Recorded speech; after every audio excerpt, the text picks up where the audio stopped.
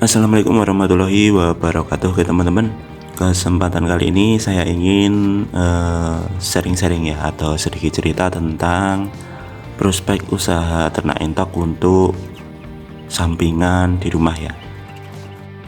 Ternyata kalau ditekuni, ternak entok itu bisa membantu mencukupi kebutuhan mendadak ya, kebutuhan di rumah sewaktu ada keperluan, mungkin keperluan mendadak atau yang lainnya, itu bisa membantu, sedikit membantu teman-teman. Seperti di tempat saya ini teman-teman, saya berternak entok itu sudah sekitar 5 tahun lebih teman-teman ya. Dan untuk hasilnya terbukti bisa untuk membantu mencukupi kebutuhan di rumah.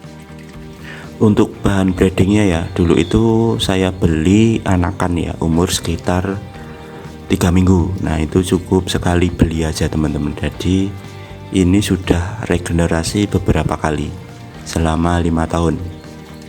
Jadi ternak entok itu bisa kita regenerasi ya, cukup bahan breedingnya kita beli sekali saja teman-teman. Jadi nanti sekiranya udah indukannya udah ada yang tua, itu kita jual dan kita regenerasi untuk indukan yang muda. Nah seperti indukan saya yang ini teman-teman, ini udah regenerasi yang ketiga kalinya selama 5 tahun. Jadi biar produktivitas lancar ya, karena kalau terlalu tua nanti juga produktivitas telurnya berkurang. Karena saya di sini main di sistem pembibitan ya teman-teman. Jadi kalau nanti ada entok yang sudah menetas, nanti anakannya langsung saya jual teman-teman. Jadi lebih hemat pakan ya, ketimbang main di pembesaran. Jadi untuk cara menjual ya, setelah menetas itu lalu mulai saya posting teman-teman.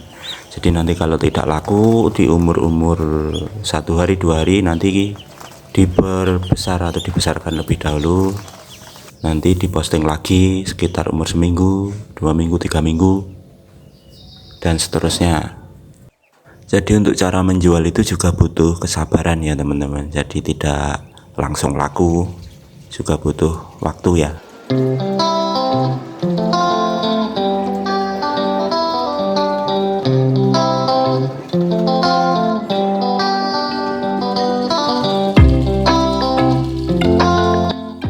Jadi untuk peternak entok ini yang paling penting itu adalah kebersihan kandang teman-teman, untuk mencegah penyakit ya. Karena kalau kandangnya nanti kotor, mungkin juga entoknya atau ternaknya itu rawan ya terkena penyakit. Terutama di musim-musim penghujan kayak gini teman-teman, kita harus bisa menjaga kebersihan dan sterilisasi kandang. Nah kalau di tempat saya ini setiap seminggu 2 kali atau 3 kali saya semprot kandangnya teman-teman dengan deterjen ya, deterjen atau dengan karbol campuran deterjen sama pembersih lantai, itu udah cukup buat membunuh bakteri teman-teman. Jadi kita semprot secara merata agar bakteri-bakteri yang tumbuh di sekitar kandang itu bisa berkurang atau bisa mati teman-teman.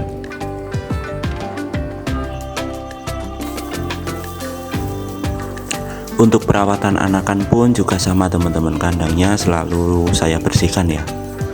Soalnya kalau mungkin di umur anakan segini ya, di bawah 1 bulan ini juga masih rawan terhadap serangan penyakit ya teman-teman, terutama faktor amonia. Jadi untuk kandang saya selalu bersihkan setiap hari agar bisa bersih dan mencegah anakan entok tersebut terkena atau terindikasi penyakit teman-teman. Selanjutnya untuk masalah pakan teman-teman. Nah kalau di sistem pembibitan ini kan lebih irit ya, soalnya kita kalau entok dewasa atau entok indukan itu pakannya lebih irit. Soalnya kalau nanti mungkin entoknya melakukan pengeraman, nah nanti itu makannya cuma turun makan itu cuma sehari sekali atau 2 kali, Jadi kita beri pakan itu lebih irit teman-teman. Untuk menghemat pakan, kita juga bisa mencarikan pakan-pakan alternatif teman-teman, seperti daun-daunan daun pepaya dan pisang, atau mungkin kedebok pisang yang kita olah menjadi pakan. Itu bisa menghemat pakan teman-teman. Karena kalau kita mengandalkan pakan pabrikan atau pakan beli itu juga nanti ternyata tidak akan, atau istilahnya rugi ya teman-teman. Nah, kalau di tempat saya ini biasanya entoknya cuma saya kasih daun pepaya, saya campur dengan bekatul dan mungkin kalau ada sisa nasi ya teman-teman. Jadi kalau untuk menambah nutrisi nanti biasanya kalau entok yang sudah mulai bertelur itu saya campur pakannya itu dengan jagung giling teman-teman, agar nutrisinya atau agar bisa untuk mendorong produktivitas telur indukan tersebut. Jadi sebelum beternak entok itu teman-teman juga bisa menanam pohon-pohonan atau daun-daunan yang bisa dijadikan pakan teman-teman, untuk menghemat biaya pembelian pakan. Jadi kalau ada lahan kosong di sekitar rumah itu lebih baik ditanamin pohon pepaya atau pohon pisang, agar nanti bisa untuk menghemat atau istilahnya bisa mendorong atau membantu menghemat pakan.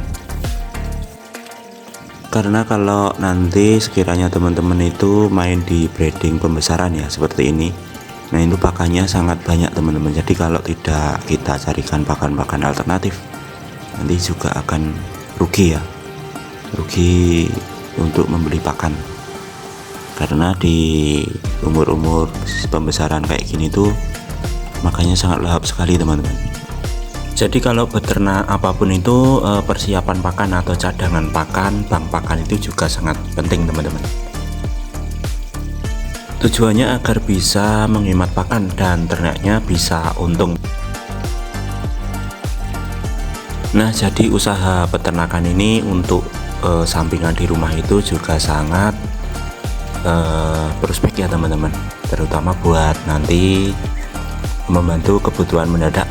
Nanti kalau sekiranya ada keperluan mendadak bisa dijual dan hasilnya bisa untuk menutup kebutuhan di rumah teman-teman. Oke teman-teman, mungkin cukup di sini dulu ya video sharing-sharing tentang usaha sampingan peternakan yang saya jalani di rumah dan terbukti bisa untuk membantu kebutuhan atau keperluan mendadak.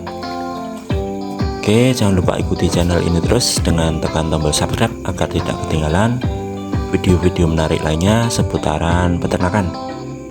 Oke, sekian, terima kasih, semoga bermanfaat. Sampai ketemu di video-video selanjutnya. Assalamualaikum warahmatullahi wabarakatuh.